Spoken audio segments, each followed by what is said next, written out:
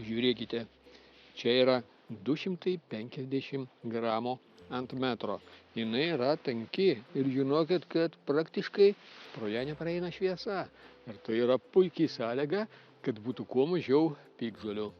Aišku, vis dėlto, kad dirva turi paruošta ir joje neturi būti daug varpučių, asiūklių, nes varputis gali ir prasimušti. Todėl gerai paruoškit dirvą savo augaliukam. Čia yra Vilnos mulčas. Pažiūrėkite, kas lieka po mūsų plastikinių plėvelių.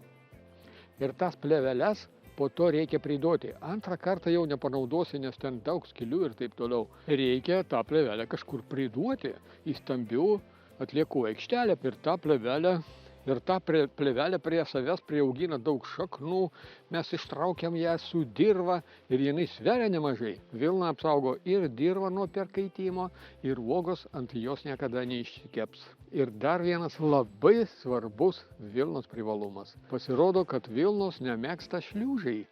Ir jų tikrai bus mažiau ir jūsų uogų liks daug daugiau, jeigu jūsų uogos gulės ant vilnos, o ne ant žemės, ne ant šiaudų, ne ant plėvelės. Tarp kitko, šią dangą mes galime naudoti ne tik braškėms, bet visur, kur tik jums reikia mulčio.